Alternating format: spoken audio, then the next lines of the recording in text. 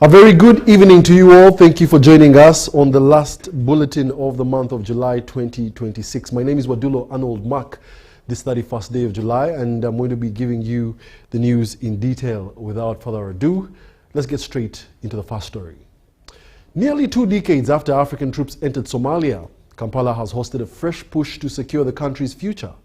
President Yoweri Kaguta Museveni says that Africa can sustain the mission even as Western support faces uncertainty. Leaders have also endorsed a roadmap for Somalia's security transition, as these details share with us. It started in 2007 when Uganda became the first country to deploy troops to Somalia under the African Union mission. Nearly 2 decades later, leaders of troop-contributing countries gathered in Kampala to decide the future of the mission, now operating as AWSOM. President Yoweri Museveni says Uganda's involvement was driven by principle, not proximity. Uganda does not have a border with Somalia. When therefore we decided to involve ourselves in Somalia, it was out of principle and strategy. Museveni warned against extremist ideologies that seek to impose beliefs on societies. He says Africa's strength lies in respecting diversity. The Muslims talk of haram, haram, haram, haram, haram, haram. I told Bashir of Sudan that my list of haram is much longer than his. Because for him he was only talking about pigs, but according to the Ugandans in the savannah, we have got a longer list of haram which I don't want to go into. I told the meeting in the closed session. But we accept one another. Whatever you are, you don't impose yourself on me, nor do I impose myself on you.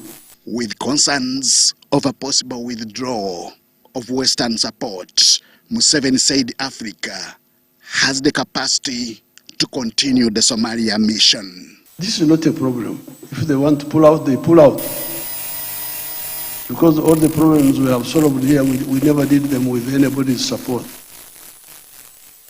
We were working with our brothers. When we got rid of Idi Amin, who supported us? It was Tanzania and Mozambique. Only, and us. On the issue of Sudan, who was involved, we can manage. That's what we agreed in the closed session, that Somalia is not going to be abandoned because of some other people outside. And we have the capacity. Whether the others pull out or not, we shall manage. The summit communique was presented by Permanent Secretary in the Ministry of Foreign Affairs, Vincent Bajire. It outlined measures to strengthen Somalia's security forces, improve intelligence capabilities, and secure sustainable financing for AWSOM. Continue providing uninterrupted support to the mission for a period of 18 to 24 months to enable the implementation of agreed milestones. The leaders also called for a coordinated and phased transition to allow Somali forces to gradually assume greater security responsibilities. To increase air assets, capabilities, and intelligence surveillance and reconnaissance as force multipliers. Urged the Somali National Armed Forces to have seamless training and develop an integrated doctrine. However, Somalia's President Hassan Sheikh Mohamud raised concern over sections of the communique touching on Somalia's internal political matters. And with your guidance and your support and your advice, we will do that homework by our own and not in this communique. That is not local politics of Somalia, must not be internationalize it, regionalize it, or this communique is going to the African Union, to the United Nations, to everywhere.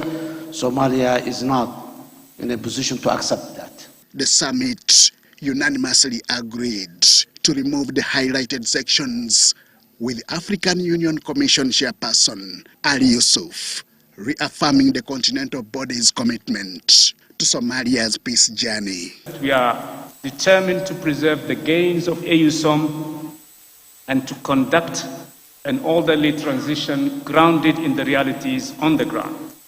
And the third message is that we intend to pursue a close dialogue with all our partners in order to secure support that is predictable, sustainable, and consistent with the priorities defined by Africans themselves. Somalia's stability remains an African responsibility, with the continent determined to protect the gains made and defeat terrorism. Henry Okrut, UBC. Thank you very much, Henry Okrut, for that in-depth piece. Moving on, President Yoweri Kaguta Museveni has congratulated His Majesty the Kabaka Ronald Muwenda Mutebi II upon reaching the 33rd anniversary of his coronation and commended him for the development he has championed amongst his subjects. This was in his message delivered by the Prime Minister, Robin Anabanja, during the Thanksgiving ceremony, or service you would call it, marking the Kabaka's 33rd coronation, held at Watoto Church in Boyogelede. Today marked 33 years since His Majesty Kabaka Ronald Muwenda Mutebi II was enthroned as the Kabaka of Buganda Kingdom. This year, Watoto Ministries have organized the celebrations and Thanksgiving at the Boyogelede branch. The Kabaka's subjects turned up in large numbers. The Thanksgiving service was led by the head of Watoto Church in Uganda, Pastor Julius Rotlonyo. He expressed gratitude to His Majesty for allowing them to organize this year's celebrations and prayed that God grants the Kabaka a long life as he continues to reign over Uganda. Of being requested to host such a special day, I reached out and said, would you please, we would have loved you to be here, because everything you dreamed about for Watoto Church, not to be a church that is isolated from community, but a church that cares about the community. It is happening. And I said we have this unique opportunity to host a Thanksgiving service. President Museveni, in his message read by Prime Minister Robin Anabanja, commended the Kabaka for providing good leadership and inspiring his subjects to actively participate in development. Museveni also encouraged other traditional leaders to emulate Buganda Kingdom. We have seen cultural preservation move hand in hand with socio-economic progress. Your Majesty's leadership has been central to mobilizing our people for critical development initiatives. Museveni reaffirmed the government's commitment to good relationship with all traditional institutions and ready to dialogue if any matter arises. The government of Uganda reaffirms its commitment to constructive dialogue, mutual respect, and shared progress. We pledge to continue working together to build a prosperous, united, and secure nation. The Katikiro of Uganda, Charles Peter Maiga, expressed thanks to President Museveni for restoring the kingdoms that had been abolished for more than 20 years. Fengo obwakabaka twebaza President Museveni ne gavumenti ye kubanga mu 1993 mu mwezi ogwokutaano mu lukiiko olwayitibwanga National Resistance Council ye President yennyini gwe yakubiriza olukiiko lwajjamu mu ssemateeka obuwaayiro obwali bukugira obwakabaka. Tetusobola kukyerabira n'ebintu bingi bye baali batunyazeeko ne babizza tetusobola kwerabira, naye ng'erinnya lya Ssaabaminisita bwe ligamba tetukoowa kubanja birala. The Nabagereka Sylvia Najinda, princes and princesses, religious leaders from different faiths, ministers from central government, members of parliament and other invited guests attended the prayers.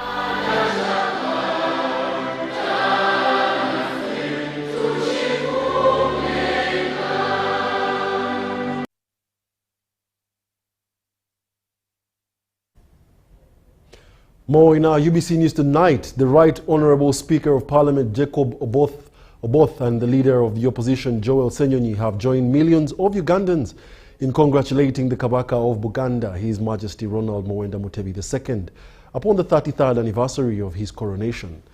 The leaders commended the Kabaka for his unwavering commitment to promoting Buganda's cultural heritage, fostering peace and unity, and championing socio-economic development within the kingdom. Details in this report.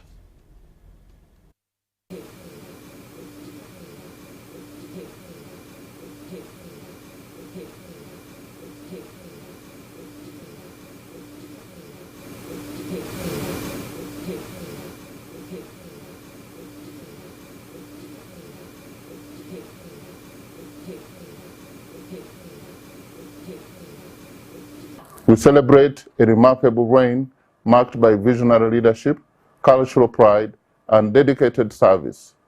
Under His Majesty's stewardship, the Kingdom has advanced education, healthcare, environmental conservation, and community development, making a lasting contribution to Uganda's development. As we celebrate His Majesty's reign, we also recognize the enduring institutions that have shaped the Kingdom's governance. The historic Lukiko stands as a testament to Buganda's long tradition of consultation, accountability, and collective leadership, principles that continue to mirror Parliament in the service of the people. The Kingdom of Buganda has a trusted partner in promoting unity, social cohesion, and shared prosperity. As His Majesty marks this milestone, we pray that the Almighty grants him continued good health, wisdom, and strength for many more years of inspiring leadership. Mu byobulamu, mu byobulimi, mu byenjigiriza, ku nsonga ez'enjawulo ebibala ebyo tubiraba era tubyebaliza Katonda. Tuyanza n'eddoboozi lyo ku nsonga ez'enjawulo naddala kwabo abatalina bwogerero, ebiruma bannansi, obumenyi bw'amateeka, ensonga zino ozoozikoonako era tukwebaza olw'obukulembeze bwobwo n'eddoboozi erivaayo ku nsonga ez'enjawulo.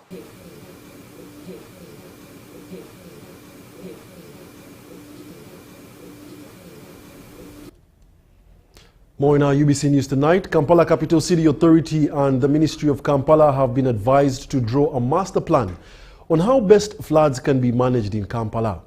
During their presentation to the Parliament Committee on Physical Infrastructure, officials revealed plans of constructing a flood control chamber around St. Balikudembe Market to retain water following raising water levels at Nachivubo Channel during the heavy rains. However, committee members say that the proposed chamber cannot sustain the water for more than 5 years, threatening to subject KCCA technical staff to resignation should the problem persist.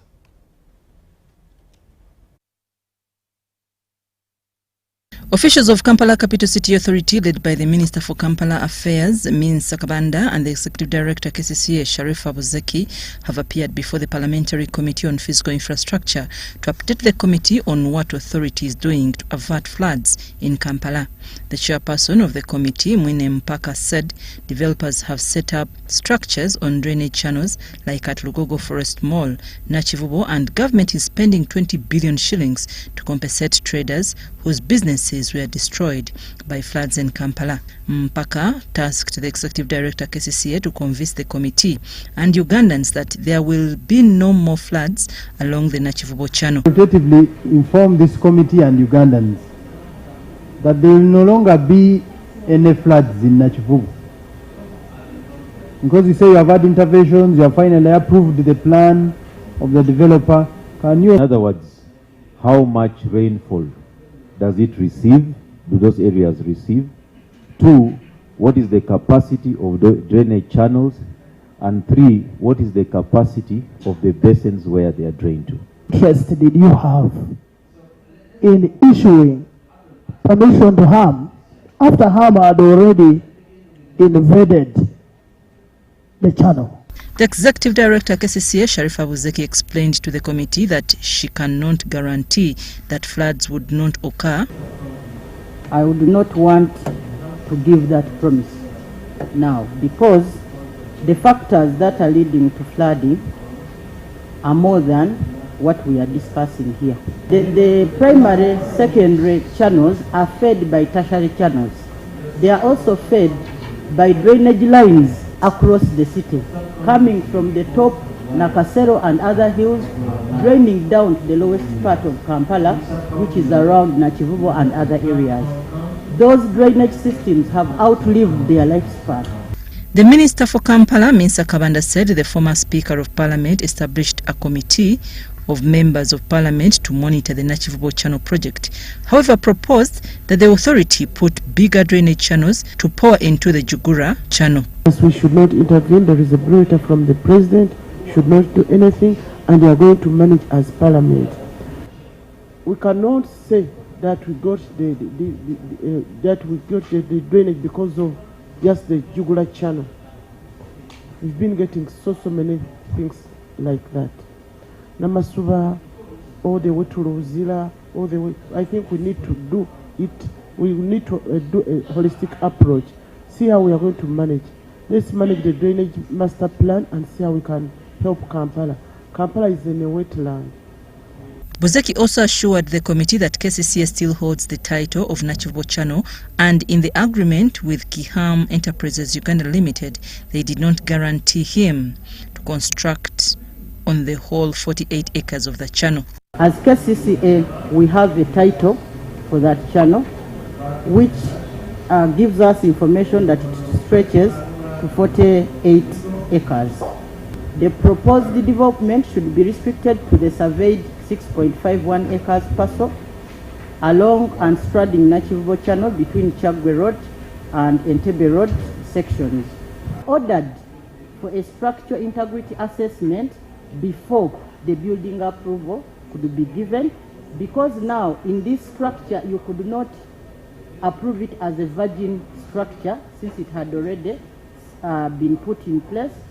Whatever had been built was subjected to a structural integrity assessment before the building approval was provided.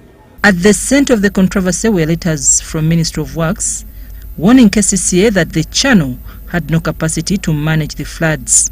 The size of that channel he constructed have the capacity to manage, the hydraulic capacity to manage the water that goes through that channel? Yes or no? Yes. You have just told us you actually need now, what did you call it? Flood control chamber. Flood control chamber.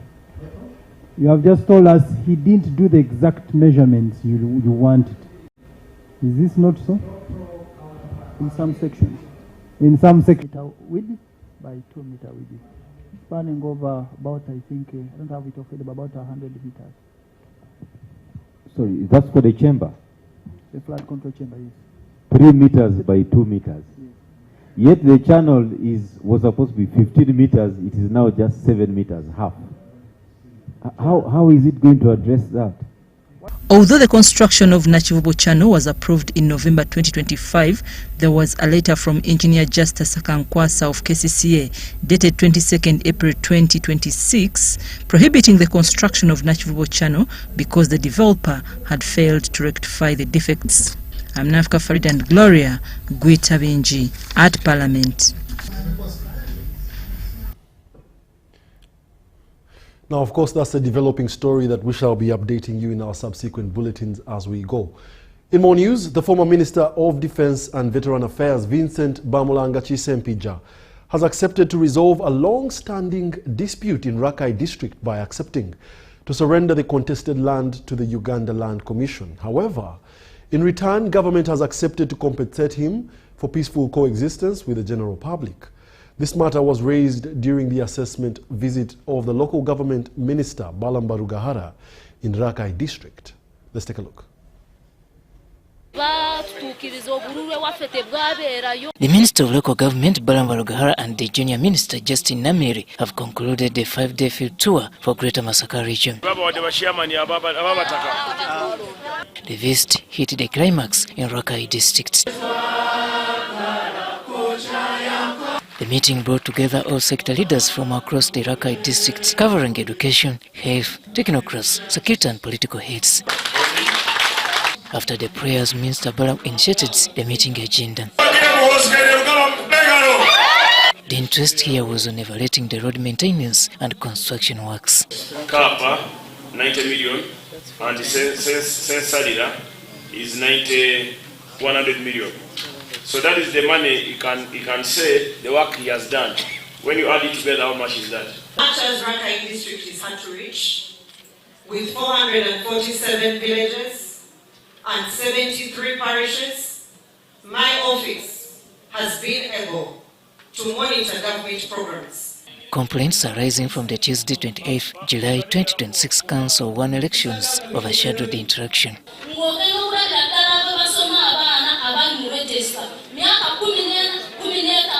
Both were NRM, sir. But why is this saying is LUP? Politics. There are not so many villages. Let us, all district security committee, go to the villages and conduct an election. This did not stop the voters from protesting. At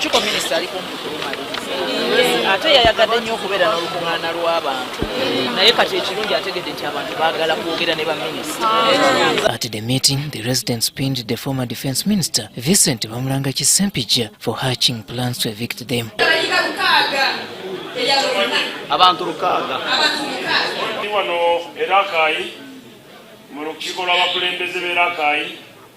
Balesemu ensonga nti Honorable Sempija Bamulanga ki asenda ebyalo bisatu ng'agobawo abantu akozesa emmundu ne bagamba oyo abeerako jjange temutumye mwesitukidde. Honorable yogerako n'abantu bano.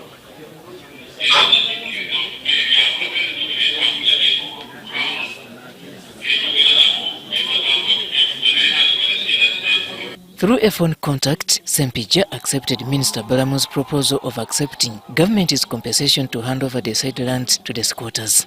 I've agreed with him to surrender the interest of the title to the community and not destabilize the community, and he was kind enough to say, Mutawani, my son, I've given up on that land, let the community enjoy the land.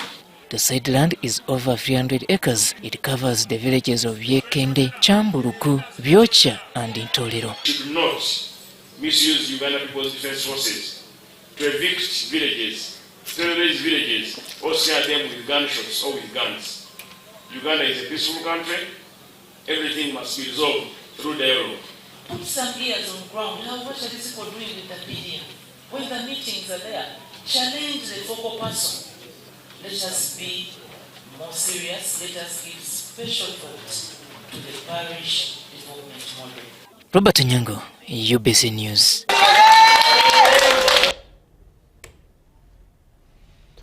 Ugandans who returned from South Africa following xenophobic attacks have commended the government for steering the country to the development path. A tour visit to Kapeka Industrial Park was sanctioned by the Prime Minister Robina Nabanja and shares in this report. Kapeka Industrial Park, located in Nakaseke district, was set up by General Salimu Saleh and has since attracted 35 factories producing a range of products. Yesterday, leaders for Ugandan returnees from South Africa were taken to a guided tour led by the Office of the Prime Minister to witness for themselves of how the country has transformed into an industrial hub of the region. This section is the warehouse. Some of the factories visited were Goodwill, which manufactures tiles. This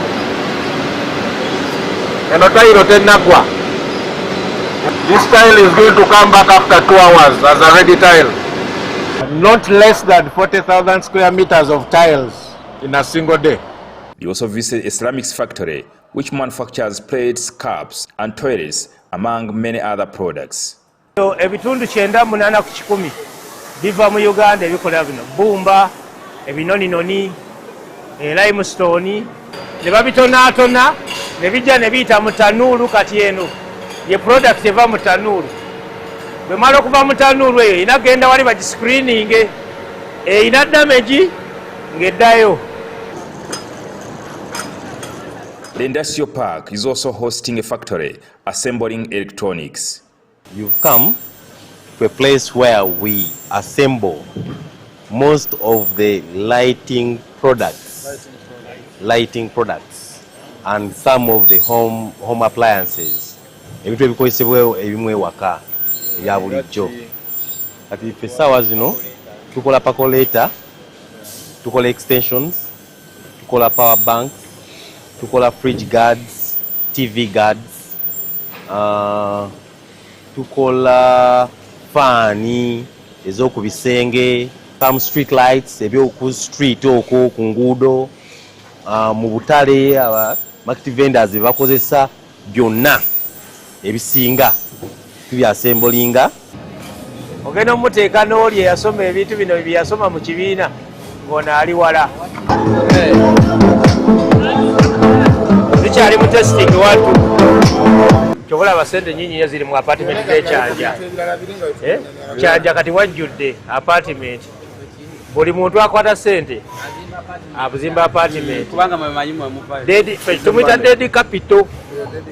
They commended President Museveni for steering the country into a development path. I would like to take this opportunity to thank His Excellency, the President, for this initiative, and General Saleh.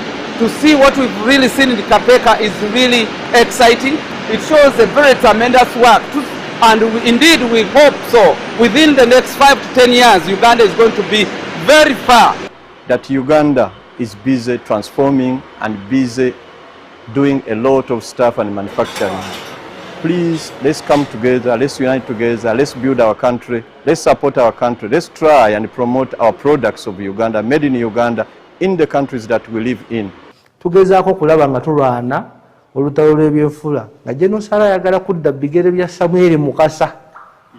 Abo basajja abaafaayo olwabulemeezi okulabika nga bwekola ki. The group also visited Heritage Farm in Kirema village belonging to General Salimu Saleh to learn modern methods of farming.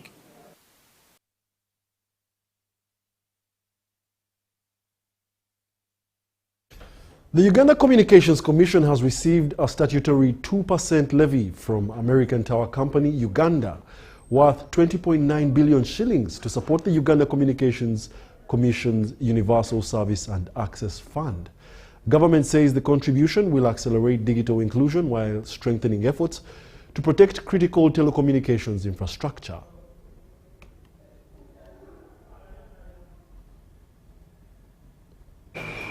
The 2% levy on the company's gross annual revenue will support the Uganda Communications Universal Service and Access Fund, which finances connectivity projects in unserved and underserved parts of the country.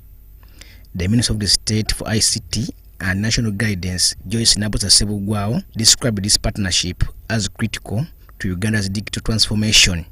Continued investments by companies such as ATC Uganda demonstrate strong confidence in Uganda's economic stability and policy directions. The government remains committed to maintaining a stable environment that supports growth in the ICT sector. Issues of vandalism against communications infrastructure. Telecommunications towers and equipments are not just private assets. UCC Executive Director Nyombi Tembo said under the law, half of the levy is remitted to the consolidated fund, while the remaining is retained by UCC to finance USCAF programs. Capacity building in the ICT sector, and of course a very small portion supports policy formulation. And this was a very good architecture, because there's no way you can regulate without policy. So that small portion that goes to government to be put back to support policy is also very, very, very important. Because without policy, you can't regulate. You can't regulate in a vacuum, in a policy. American Tower Company Uganda Chief Executive Officer Dorothy Kabagambe Seminary affirmed the company's commitment to invest in resilient communication infrastructure. One is that we'll continue, first of all, to bring this tripartite arrangement to life. that we shall actually connect over 1,000 towers to the grid, as we have committed to in the MOU that should be signed very soon. The issue of security and vandalism of tower equipment remains one that is front and center for all of us, and it's an aspect that we continue to request UCC to work with us. Robert Katamba, reporting for ABC News in Kampala. Thank you. And furthermore, the Uganda Institute of Communications and Technology, UICT, is calling on government to put in place a policy framework to help commercialize innovations developed at the institute. This call was made during a familiarization tour by the new Minister of State for National Guidance, Alioni York-Odria. The Minister of State for ICT and National Guidance, in charge of national guidance, Arnold Wadulo, on Friday toured the Uganda Institute of Communication and Technology, UICT, in Nakawa. He was accompanied by the Permanent Secretary, Dr. Amina Zawede. All the same people that want to run these classes. However, you can be able to teach more people, yes, both on-site and off-site. During the tour, the minister visited the augmented virtual reality lab and interfaced with some of the latest technologies being developed by students. The reason why we call it experiential learning is that you experience the learning yourself, not dictated by the lecturer. So how you're experiencing it is mainly on your end. I'm alone in the house. The minister also visited the electronics lab, where management revealed that the facility is operating with obsolete equipment that requires urgent upgrading. If it comes to that, then we shall need different upgraded worker benches.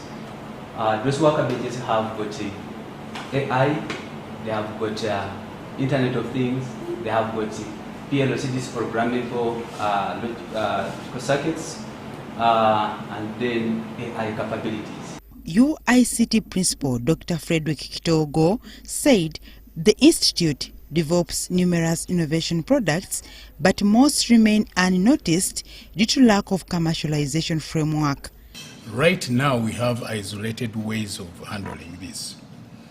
So we need to have a strategic and policy direction in that area, such that we have a clearer way and also strengthen the partnerships. The PS talked about the partnership with STI. Yes, it's there, but there are also other stakeholders. Dr. Kitogo also raised concerns over staffing, saying only 59 out of the 187 approved positions are filled, and this is affecting service delivery. The total wage bill with the improved scales and also remuneration of the staff is totals up to 20.6 billion per annum.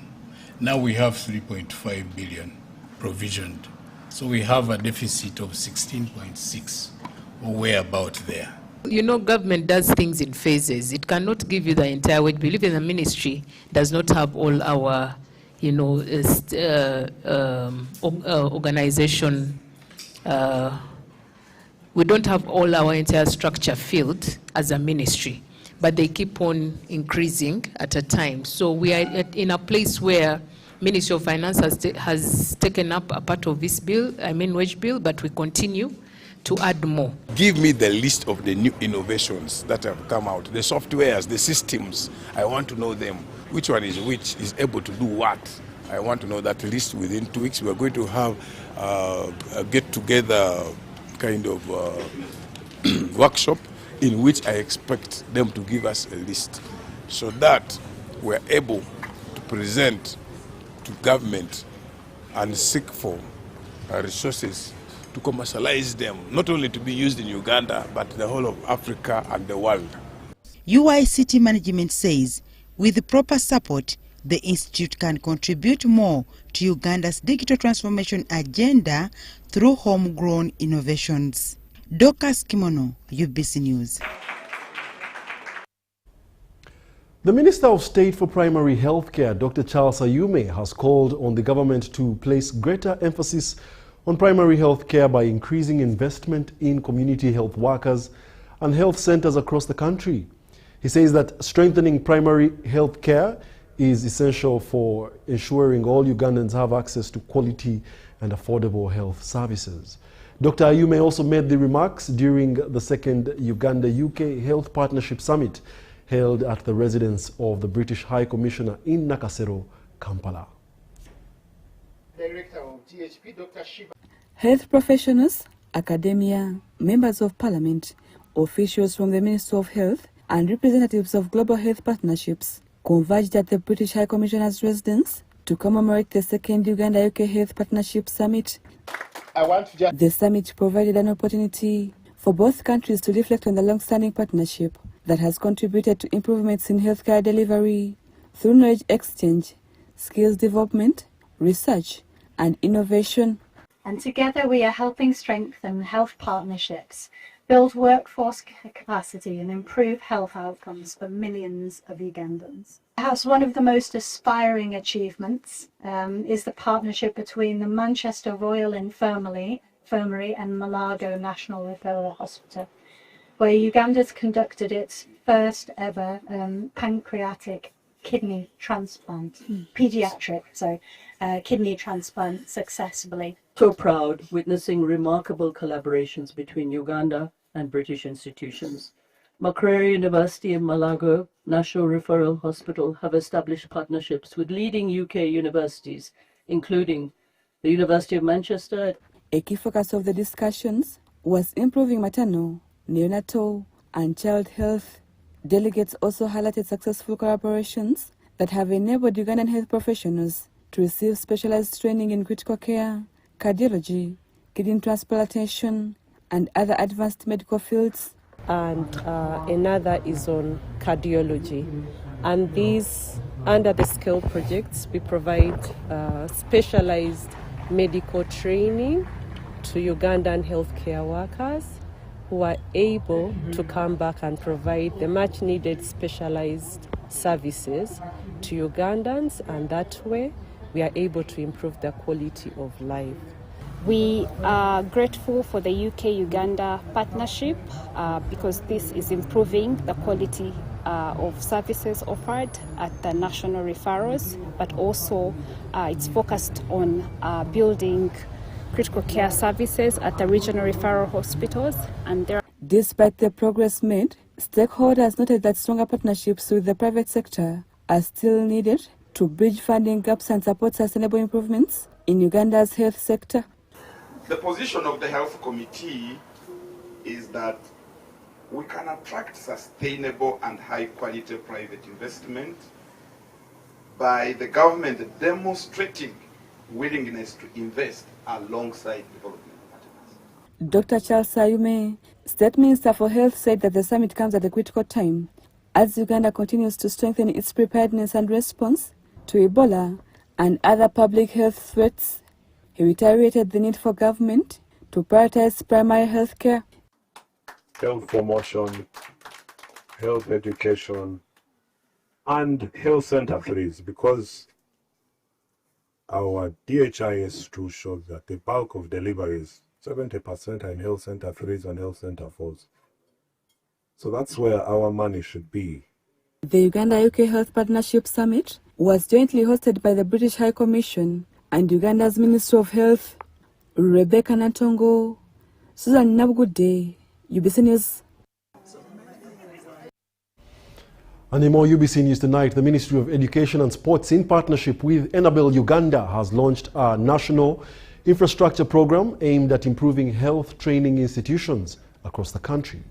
The infrastructure works are expected to provide safer and more conducive learning environments to produce competent health professionals.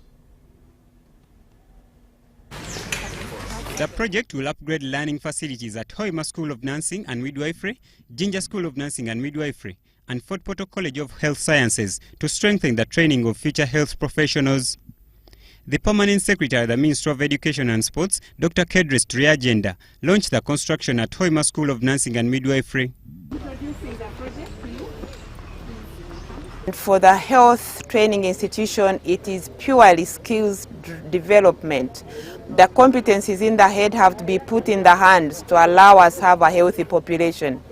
So we are going to construct 3 very impressive structures in the 3 schools. Enabel says investment is intended to improve teaching and practical learning, enabling students to acquire the knowledge and skills needed to serve communities effectively. And we are setting up skills labs, skills and simulation labs. Those labs in Ginger Nursing School, there's a lab for nurses, a lab for midwives, and a lab for pediatric nurses. The ministry says the project complements government's efforts to strengthen professional health education and build a resilient health workforce. They are coming out of these institutions with great quality, and they are able to serve the population, not only here in Uganda, but globally. I think the vision is global. Principals of these institutions are optimistic of the project, which is expected to improve teaching standards. Particularly had only 1 skills lab being shared between the nursing and midwifery programs, and currently we expect 2 levels of labs. Quality. The quality of work that your children and grandchildren can come here and train from here and find a solid classroom and find a solid lab.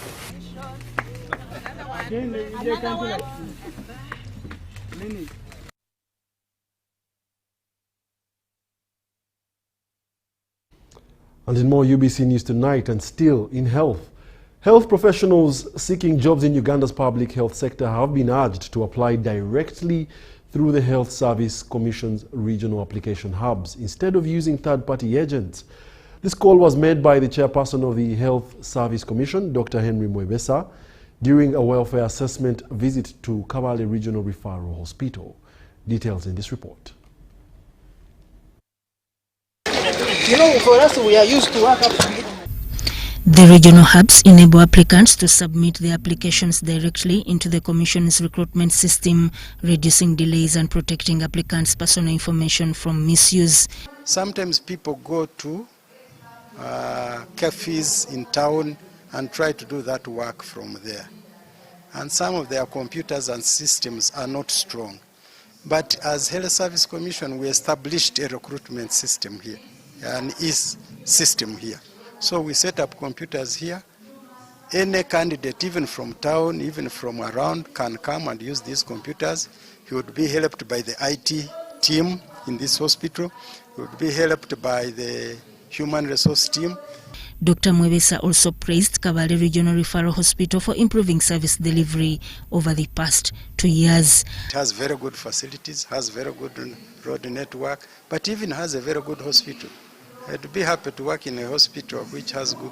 The infrastructure is getting old, requires some facelifting, but it's a place with very good equipment. You go to the wards, there's good equipment. You go to the lab, there's good equipment. Acting Hospital Executive Director Dr. Marion Namtebi said the hospital has lost several staff through promotions and transfers, creating staffing gaps.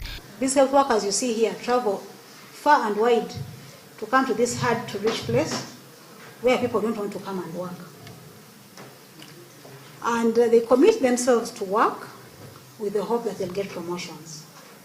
So when an opportunity arises and we open it up to everyone, which is fair, and then they see other people coming to fill up their place, it is a bit demotivating. Health workers also raised concerns over staffing levels, promotions and working conditions, calling on the Commission to address the challenges affecting service delivery. And I'm happy as the chairman of the board, on behalf of other members of the board, that since we are the thermometer of the community, we are the ones who feel so good when the community is happy. We are also happy. For UBC News, I am Sudat Kai.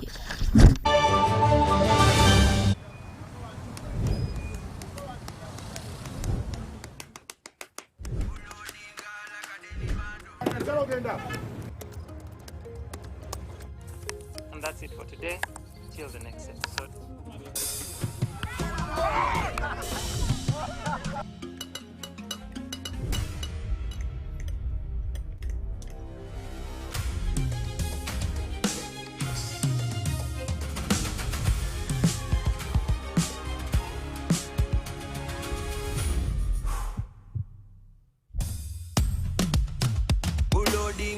a daily bando, like a daily bando, like a daily bando. Omuliro nguwulira muli mu mutima gukankana like drums. Kalakata, kalakata, enendungu yakusabula. Mikono juu, free of fire, free of fire, free of fire.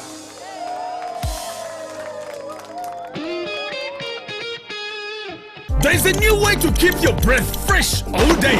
Introducing Movit All Day Toothpaste, meant to give you powerful night gum defense and teeth whitening. The charcoal flavor gives you deep cleansing and power stain removal. And the herbal delivers natural strength for healthy, confident smiles. Choose Movit All Day Toothpaste and enjoy freshness all day.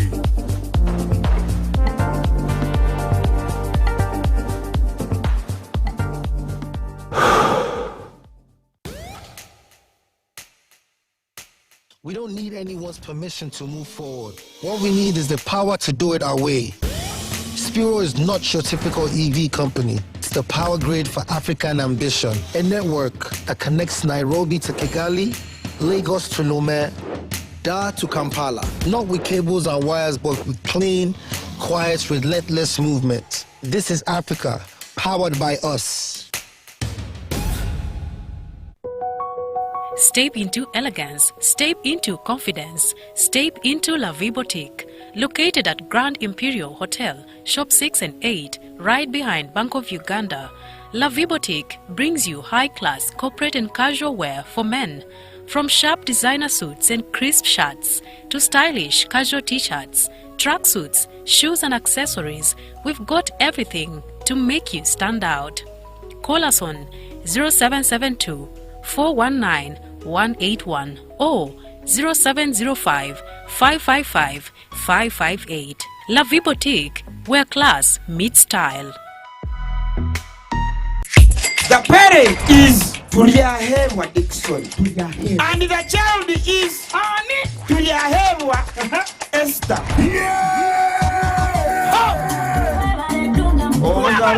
Kambera gwete kwa mchisha ngo ishe watu yayewa Esther wahangura school fees ngene na hateja shana amashemero kwa gonka MTN momo eberewo mbeni nyegasta igana kaga ni 5 sta manana 0 hash kushashuro mwana school fees tokoma nyo mchisheri zagwije wanje ninga nchaka kubasa kuzo wawe mwebare munonga.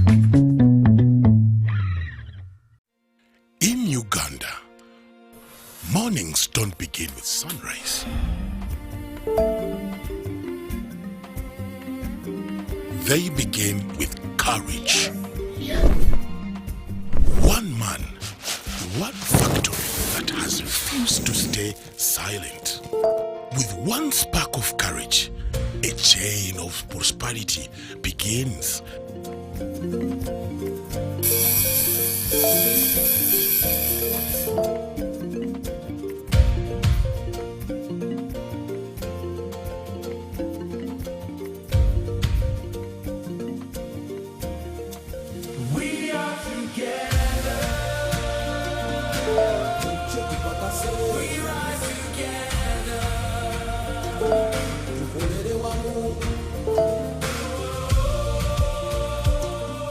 When one Ugandan stands up, the nation moves.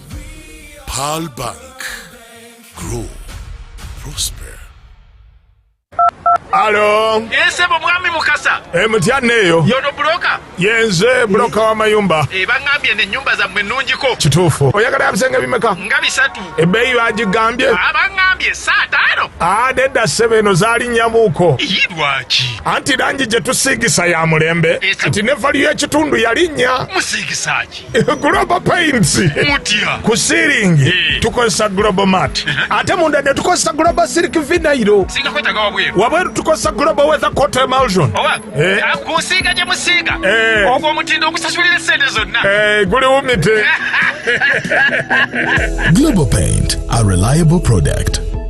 The Ministry of Energy and Mineral Development, MEMD, warns the public that fraudsters using fake social media accounts to solicit money while falsely claiming they can secure licenses, appointments with the Honourable Minister, or influence ministry decisions.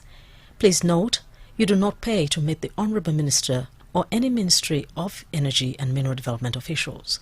Ministry of Energy and Mineral Development has not authorized anyone to collect money on its behalf. All Ministry of Energy and Mineral Development services are free of charge, except for statutory fees provided for by the law. Verify any communication by contacting info@energy.go.ug. Report any suspected fraud to the Ministry and the relevant law enforcement.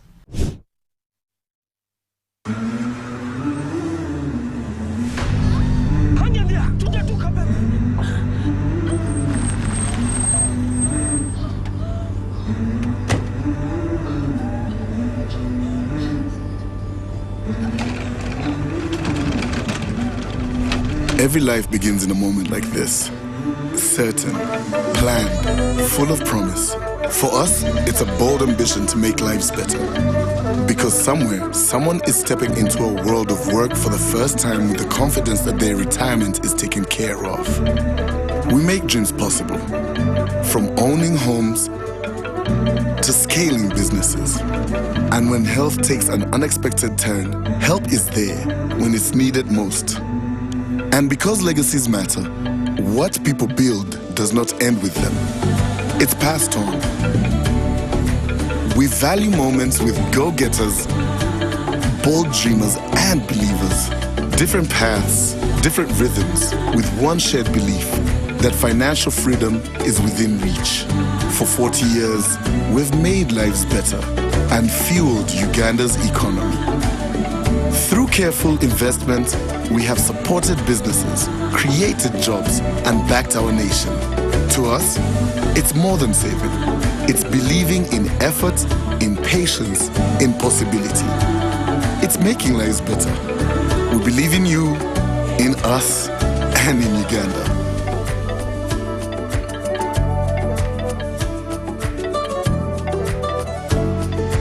NSSF, 40 years of making lives better.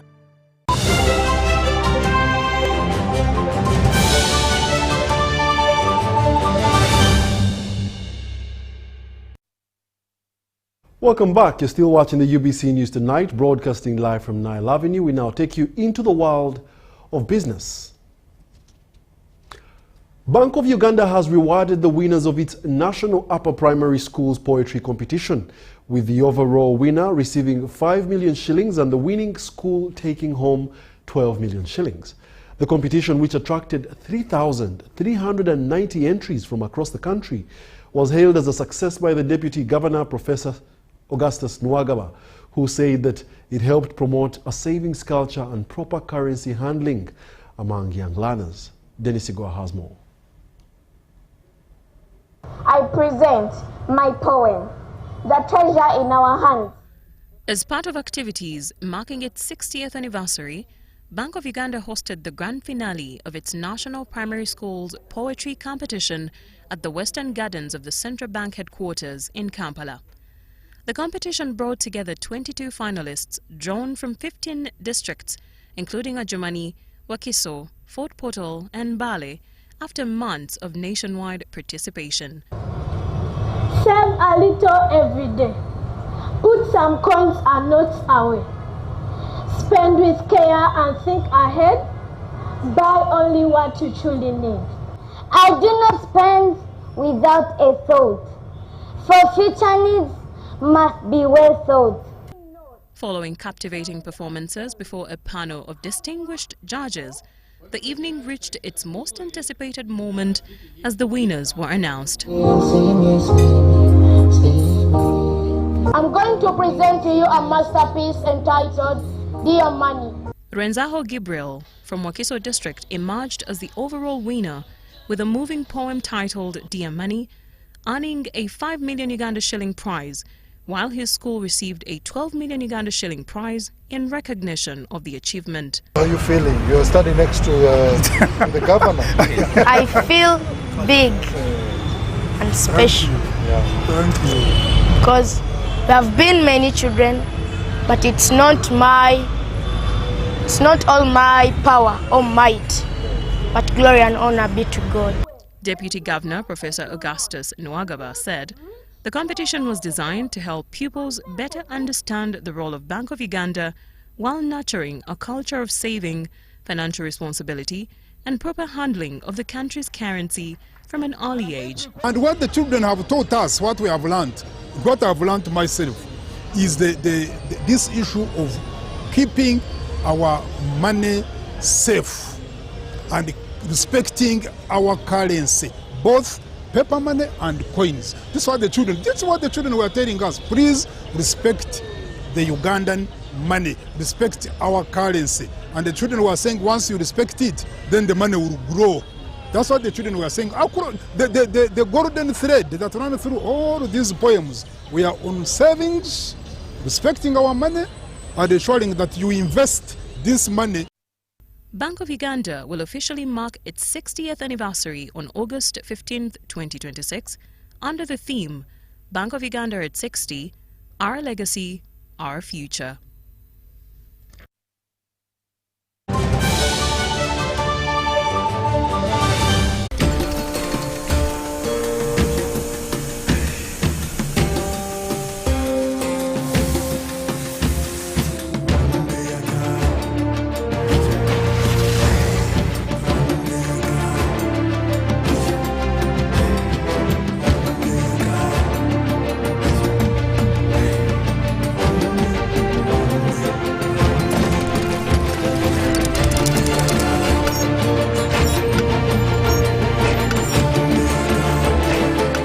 Introducing the all-new Roofing's TMX 500C rebars with cut and bend services.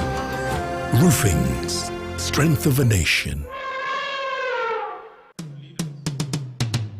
The Uganda People's Defense Forces invites you to the second edition of the UPDF-CDF Inter-Forces Drill Competition.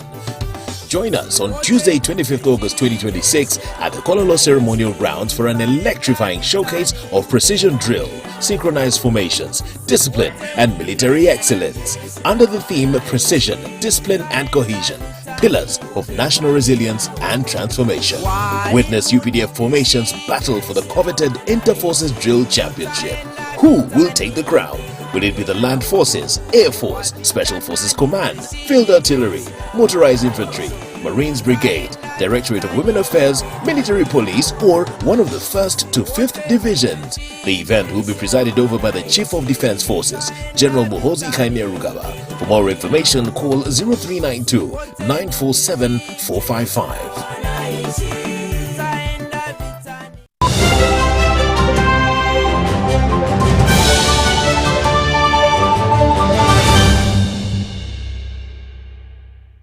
Welcome back. You're still watching the UBC News Tonight, broadcasting live from Nile Avenue. We now take you into the world of sports. Haas Swimming Club have launched the 4th edition of the Swimming Invitational Gala, a major junior swimming event hosted annually every first weekend of August. Let's take a look.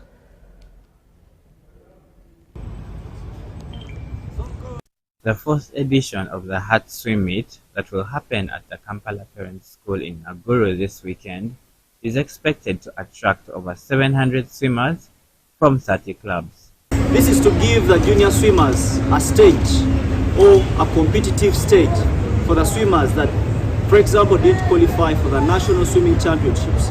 We are giving them platform.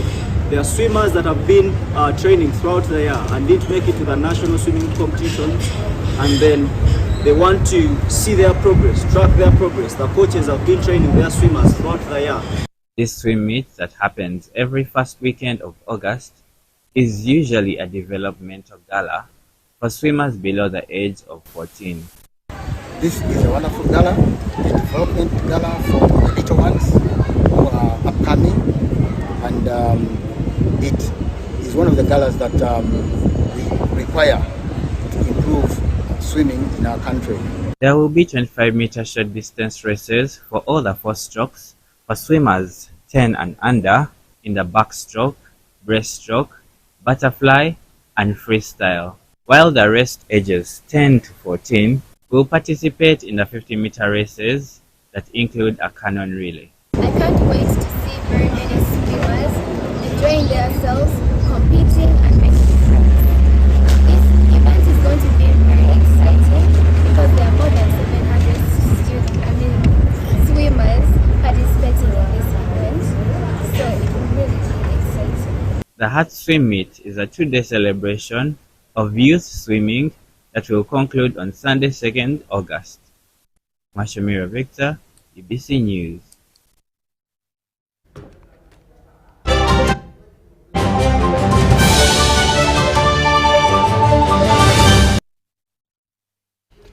Well, thank you very much for making a date with us on the UBC News Tonight, the 8 o'clock edition. My name is Wadulo Arnold Mark. But what do you know? The best time to plant a tree was 20 years ago. And that is gone. So since we now look up for the next best time, and that is today. So what are you doing? As we get into the month of August, think about planting some trees for the future generations. Join me at 10 p.m. for another bulletin, and see you then.